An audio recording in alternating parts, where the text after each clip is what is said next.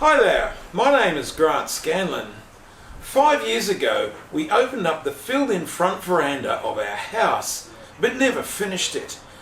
In this video we'll be recapping the opening up of the veranda, then get on with finishing it.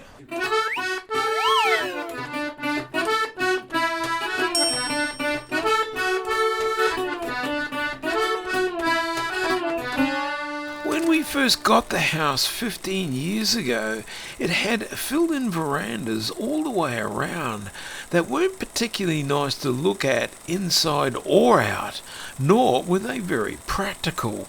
So 7 years ago, we demolished the veranda on the left side of the house and built some practical rooms there instead, including the bedroom we lined with fake tongue and groove in previous videos.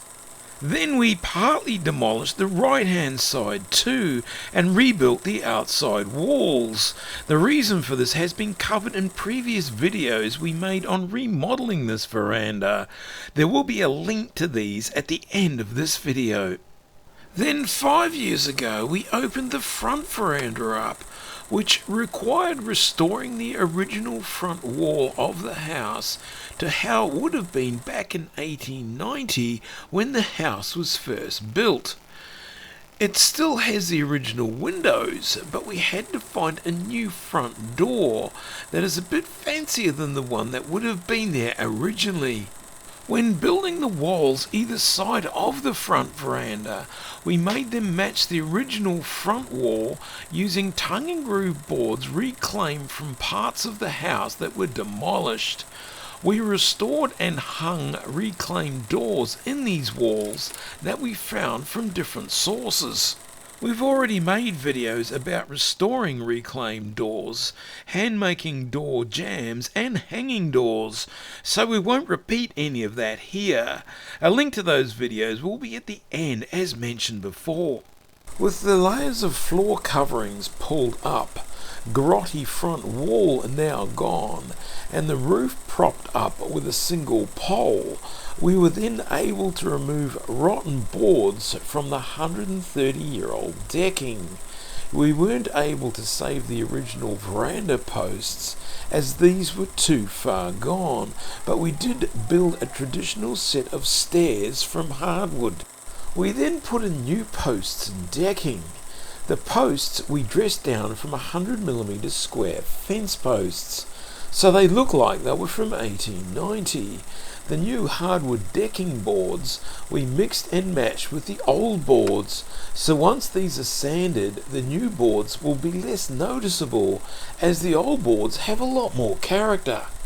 We then added handrails and balustrading, which isn't exactly the same style as they would have been back in 1890, but we were given these for free, so we had to reuse them. This style wasn't really used until the 1920s.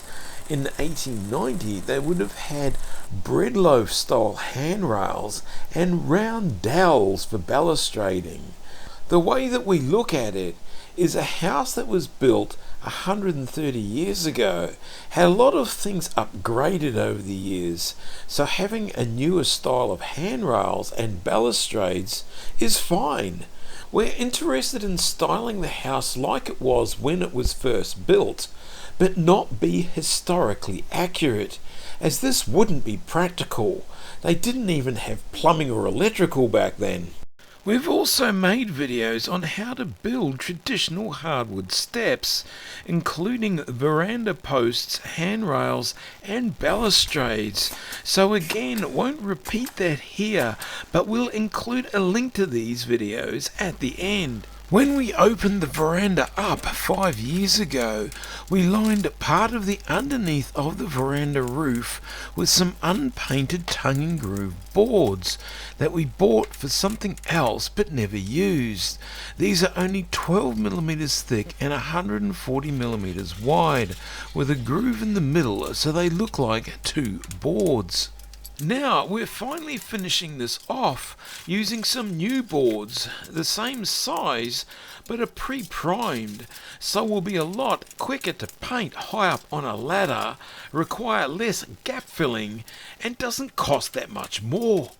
The reason we're using real timber here rather than fake tongue and groove like we did for the bedroom ceiling in an earlier video is because it's outside. Fake tongue and groove isn't suitable outside, even under cover like this.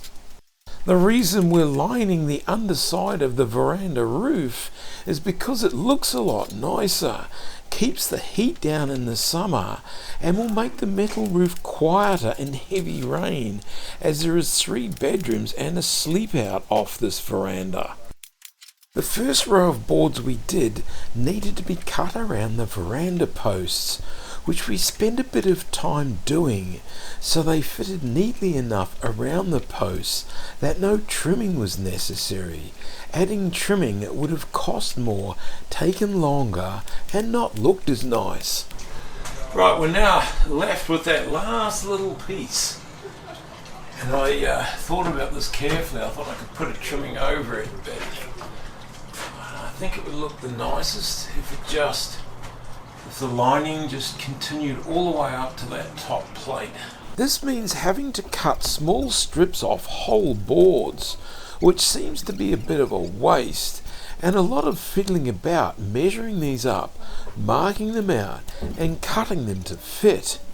But this is what is needed to get these looking right. The width of space we're filling in varies quite a bit, so these strips need to be cut accurately so we don't have any large gaps to fill in. Because these strips go hard up against the top plate of the wall, we won't be able to slide them onto the tongue of the previous board, so we need to chisel off the top part of each groove so we can fit them from underneath, which is the only way we can get them on. The chisel needs to be angled back a bit at around the same angle as the roof so the strips will fit. They can then be pressed into the space that's left with a little gentle persuasion.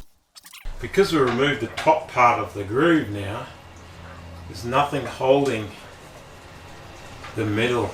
I mean, if we nail it on the rafters, the whole middle piece has got nothing holding it up. To hold the middle of those last strips, we run some of our fine brads through the tongue and groove join between the boards. These strips are only very lightweight, so this and some gap filler in the very corner will hold them fine.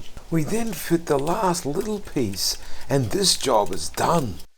Well, it still needs painting, starting with the priming of that original tongue and groove, which we had to do with a brush, so we could fill in all the gaps between the boards as much as possible, as well as any knot holes and joins between the boards. We then had to fill in all the gaps between the boards and the timber trimming that the woodworking fairy had fitted when we weren't looking. We're using the same liquid filler in a tube as we were before. We also need to fill in all the brad holes and the knot holes using a different non-acrylic filler from a pot, which is more like a plaster. And like plaster, this has to be sanded, which can be done quite quickly with a sanding pole, because you don't need to get up and down a ladder all afternoon, which is not only time consuming but burns energy like you wouldn't believe. We can then get on and finish painting the underside of the roof. The painting fairy did the undercoat when we weren't watching. We cut along the front first, then do the ladder work all with a brush, because a roller doesn't get into the gaps well enough. Well, that's it for this video. In the next video, we'll be finishing off a difficult corner in the walls that is way out of plumb.